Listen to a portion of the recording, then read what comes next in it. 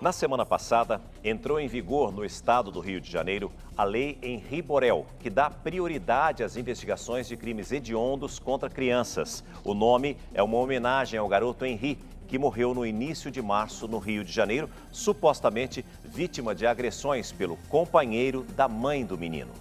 César, infelizmente, os assassinatos de crianças envolvendo os próprios familiares se repetem no Brasil, causando comoção e revolta. Um deles teve como vítima Bernardo Boldrini. Passados 7 anos, o Hoje em Dia traz os desdobramentos do crime, mostrando o que mudou na vítima dos envolvidos nessa tragédia que deu o que falar.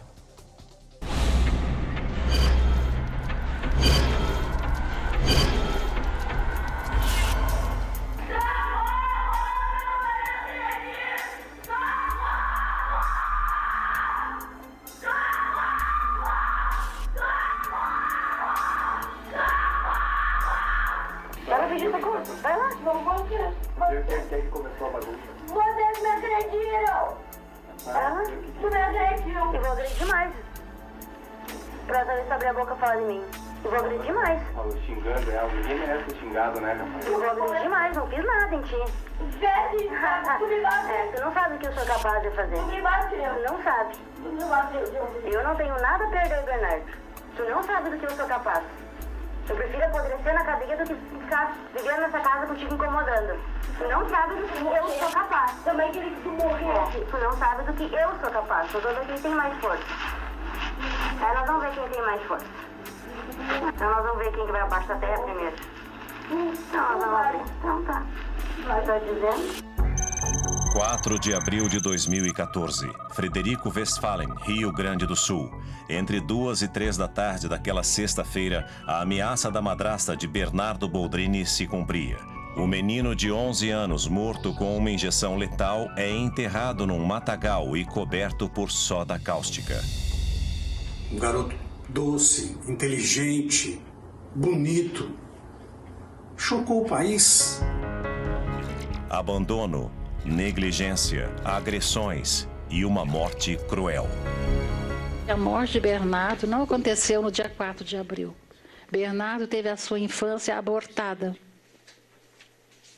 por falta de brinquedos, por falta de oportunidades, por falta de alimentação e vestuário adequado. Então a morte de Bernardo foi lenta, gradual e contínua. O pai, um médico, a madrasta, uma enfermeira e mais 2 cúmplices envolvidos num crime bárbaro. Eu acho que nenhum ser humano consegue compreender a brutalidade com que esses casos acontecem. Um crime impiedoso que há 7 anos repercutiu em todo o país e deu o que falar.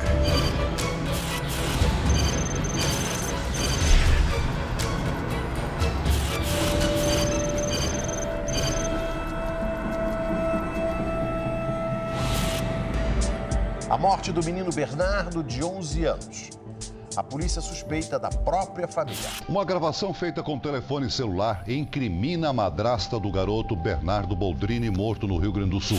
O corpo de Bernardo foi encontrado neste matagal. Foram 10 dias de buscas. Ele estava em um saco plástico, enterrado nesta área de difícil acesso. Um menino risonho. Oi! Um sorriso que ficou conhecido no Brasil inteiro. As recordações são muitas, assim, são de um menino que vivia uma vida muito sofrida e muito triste dentro de casa, mas que ele não contava para ninguém e que ele disfarçava muito bem. Ele nunca se queixou, né? Ele não era uma criança queixosa em relação ao tratamento do pai ou de qualquer outra pessoa da família. A gente só percebia no dia a dia que determinadas coisas aconteciam. Bernardo perdeu a mãe aos 7 anos. A enfermeira Odilaine Uglione suicidou-se em 2010. A família materna de Bernardo sempre alegou ter sido afastada do garoto logo após a morte da mãe. Fazia 4 anos, desde que a minha filha morreu, ele não deixou mais eu ver meu neto. Um mês depois da morte da mãe, o pai de Bernardo assumiu um relacionamento com Graciele Ugolini, Madrasta e enteado tinham uma relação conflituosa que ficou mais explícita com o nascimento da irmã de Bernardo. Vassoura, ela bateu nele. E eu estava aqui. Eu chamei, vem cá comigo. Daí ele disse assim, não, o pai quer me bater. Eu chamei, vem de novo. Daí ele disse assim, nós estamos brincando com ele. Eu fiquei quieto, fazer o que eu ia fazer. Bateu nele foi ela, mas quem disse que estava brincando era ele e não estavam brincando. O garoto buscava a figura materna nas amigas da mãe. Ele é filho da minha melhor amiga e por isso, então, ela me convidou para ser Dinda do Bernardo. O B, ele vinha para minha casa e ficava comigo nas férias, tanto de inverno quanto de verão. A família de Bernardo era considerada de classe média alta. O pai, além de cirurgião plástico num hospital da cidade, também tinha uma clínica na área central. Mesmo assim, o filho vivia desamparado. O advogado da avó materna de Bernardo chegou a enviar um e-mail demonstrando preocupação com o garoto. A mensagem dizia que ele estava abandonado pelas ruas e que havia sofrido tentativa de asfixia numa noite, fato que foi confirmado depois pelo menino e por uma ex-babá de Bernardo. E na frente do pai do Bernardo, essa madrasta era uma anja. E por trás era a realização dos atos mais atrozes. Ele passou a ser um estorvo, sim, para a madrasta, isso sim. A avó materna de Bernardo morreu em 2017, sem ver a condenação dos envolvidos. A gente só foi realmente saber do que acontecia com o Bernardo, de todo aquele sofrimento psíquico, aquele sofrimento até físico, depois, né, no decorrer daquela semana, que as pessoas que tinham convívio com ele realmente perceberam que era anormal esse comportamento dele de sumir, que é uma criança que não faria isso. E aí que nos trouxeram elementos mais fortes a nós cada vez mais desconfiarmos da família, né, do pai e da madrasta. Antes de morrer, Bernardo pediu socorro. Bernardo se defendia como podia. Menino de 11 anos, vocês vão pensar, poxa, mas o garoto de 11, uma criança de 11 anos, tem iniciativa para fazer o quê? Procurar ajuda? Tem iniciativa para procurar ajuda. Em janeiro do mesmo ano que foi assassinado, Bernardo foi sozinho até o Fórum de Três Passos pedir ajuda. Meu pai é muito ocupado, não tem tempo para mim. Quando ele está em casa, a minha madrasta, eu não gosto dela, ela não gosta de mim. Bernardo denunciava um abandono afetivo e pedia amor de quem mais tarde seria acusado de ser o mandante do assassinato dele. Eu acho até que talvez ele não goste de mim porque ele não me dá atenção. Então, eu prefiro ir para uma casa onde eu tenha atenção. Ele e o pai foram ouvidos numa audiência. O menino fez apenas 3 pedidos: levar lanche para a escola, poder brincar com a irmã, filha de Graciele, com o pai, e ter uma chave para entrar em casa, já que muitas vezes era deixado na rua. B foi e contou tudo isso, né? E aí ele saiu dali, ele contou e voltou para casa dele e seguiu tudo igual. Muita gente não percebeu, nem mesmo quem não poderia falhar. 3 meses depois de pedir ajuda às autoridades, Bernardo estava morto. Na pequena cidade de Três Passos, a cerca de 500 quilômetros de Porto Alegre, onde ele morava, o pai chegou a registrar um boletim de ocorrência por desaparecimento e foi a uma rádio local. Que roupa ele estava usando, doutor? Olha, assim, ó, a roupa praticamente era do colégio, assim, camiseta preta e calça de colégio, talvez uma calça vermelha, mas não tenho como precisar exatamente. Com o intuito de criar um álibi, de criar vamos dizer assim, um roteiro para que isso dificultasse a descoberta do que realmente aconteceu. Poucos dias depois, a tragédia começava a ser revelada. Logo ali que surgiu que eu conversei com as professoras, já deu assim aquela desconfiança que poderia não ter sido um sequestro e nem um desaparecimento por conta própria. Depois dessa conversa, suspeitamos muito da família ali. Uma cidade inteira procurava pela criança. Nós procurávamos ele em todos os lugares. Espalhávamos cartazes por todos os lugares para que ele fosse encontrado. As buscas demoraram 10 dias. Eu, enfim, falava muito com o Leandro durante o dia, né? Eu ligava muitas vezes para ele na tentativa que ele me contasse alguma coisa, na tentativa de saber alguma coisa a mais. O meu marido ficava acompanhando e vendo tudo isso, né? E aí, no momento que eu dormi, né? Era madrugada, ele pegou meu telefone e ligou pro Leandro. Vocês não estão armando, cara. Leandro, eu tô falando sério, Leandro. Tu quer falar com ela aqui? Quero. Tu deu uma vassourada no guri na sexta-feira, cara. Quê? Por que você tá transtornado desse jeito, cara? Uma semana teu pé tá sumido, rapaz. Tu tem culpa no cartório. Que culpa no cartório? Tu vai meu. Eu achava que ela pudesse ter deixado ele na faixa, assim, na estrada, em algum lugar, e que ele ia ser encontrado. E a investigação mostrou que a esperança da madrinha estava perdida. Câmeras de segurança mostram as últimas imagens de Bernardo vivo. A madrasta estaciona e leva o menino até o carro da amiga Edelvânia, cúmplice no caso. No dia do crime, Bernardo foi convidado para um passeio.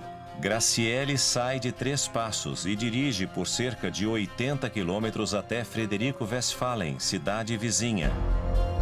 O radar flagra excesso de velocidade e por volta de 1 da tarde, a madrasta é parada e multada por um agente da Polícia Rodoviária Estadual. Até o momento da abordagem eu não sabia, né? Mas depois, quando foi a divulgação das fotos, das imagens, sim, era ela e o garoto. Durante a viagem, Bernardo foi dopado 2 vezes. Foi a assistente social Edelvânia quem indicou o local do crime. A primeira a confessar foi a Edelvânia, né? Ela, diante das contrariedades, das provas que a gente conseguiu, né? A filmagem do posto foi a principal prova, deu muitos detalhes, né? Que depois foram confirmados com a prova, né? Com provas. No primeiro depoimento, ela revelou que o menino foi morto com uma injeção letal de midazolam. Aplicaram uma alta dosagem de um remédio que é para dormir, para acalmar. A dosagem foi excessiva, o coração do garoto não aguentou. Edelvânia já havia trabalhado na Coordenadoria de Distribuição de Remédios. Ela, a madrasta enfermeira e o pai médico tinham conhecimento dos efeitos que a medicação poderia causar. Edelvânia Virganovics contou em depoimento que ela e Graciele mandaram o menino deitar-se sobre uma toalha de banho azul e então Kelly, como era chamada a Graciele, aplicou o medicamento na veia do braço esquerdo do menino até que ele fosse apagando. A assistente social contou que ela e a madrasta colocaram Bernardo num buraco, depois cobriram com soda cáustica e pedras. Edelvânia teria participado em troca de uma promessa de R$90 mil. Para a justiça, Evandro Virganovics, irmão de Edelvânia, foi quem abriu a cova vertical e limpou em volta do local 2 dias antes de Bernardo ser enterrado. Ela sempre chorou e disse: o meu irmão não tem nada a ver. Eu prefiro pagar por tudo do que envolver ele nessa situação que ele não tem nada a ver. Era uma mulher que, por mais que ela tivesse dificuldades financeiras, uma vida simples, mas com familiares próximos dela. E isso foi uma mudança drástica na vida dela. O depoimento de Edelvânia colocou os 4 atrás das grades. Durante a prisão, Edelvânia tentou mudar o curso do processo com um novo depoimento. Ela não tinha premeditado a morte do menino e aquilo aconteceu numa situação inesperada dentro do veículo. E no desespero ela acabou tomando essas atitudes aí que culminaram com a morte, o desaparecimento do corpo e todas as consequências aí que a gente já conhece do processo. A nova versão não convenceu o júri.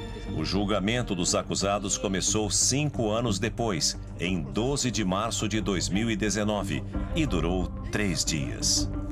Foram 50 horas de julgamento. Que hoje o Bernardo grita é por justiça! justiça! Eu vou estudando o processo, eu não sou filho de pai bobo, eu sou velho! Eu sou velho!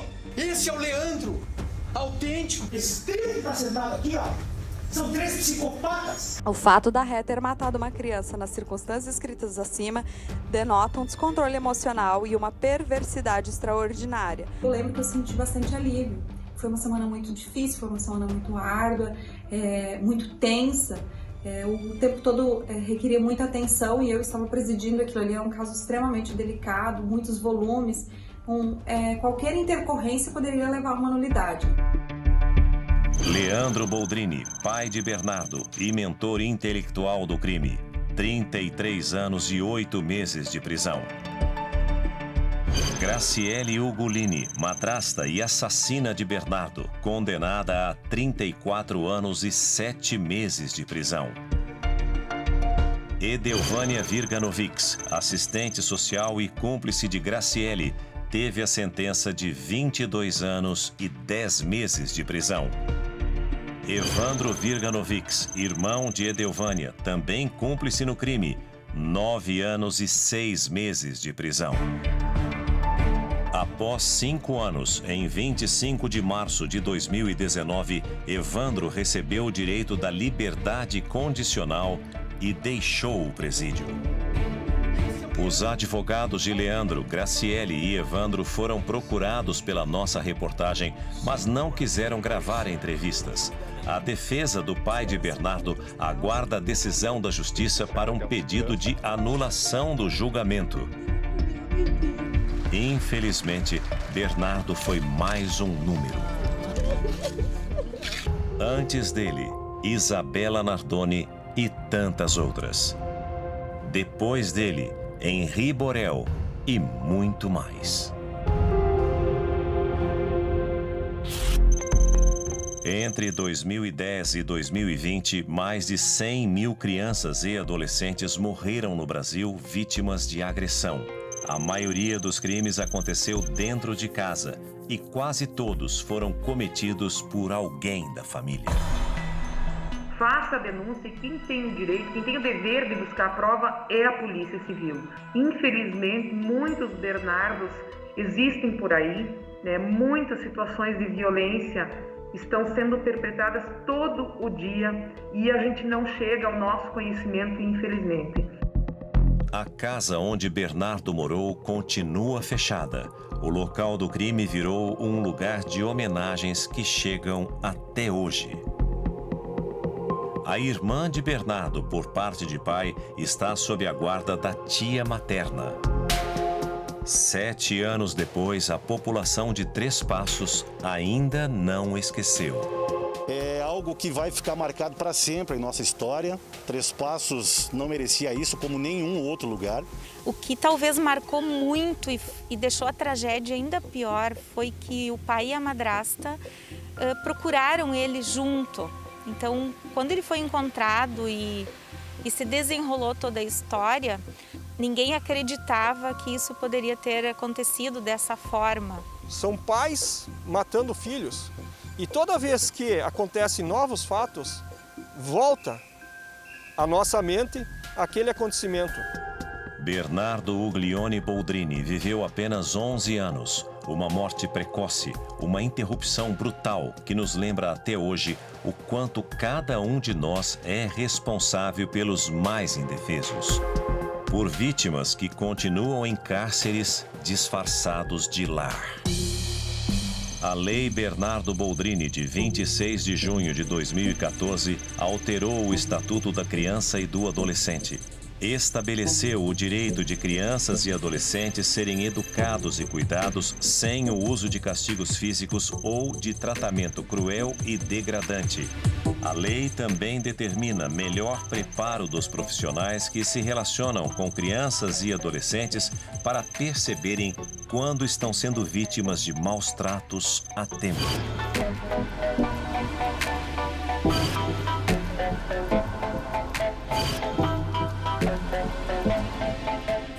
Este caso de Bernardo Boldrini, de 7 anos atrás, e o assassinato do menino Henri, há menos de 3 meses, estimulam campanhas para punições mais rigorosas contra os envolvidos nos crimes. Além da lei aprovada semana passada no Rio para priorizar as investigações desses homicídios, há também um projeto de lei propondo o aumento das penas para padrastos e madrastas acusados dos crimes contra menores.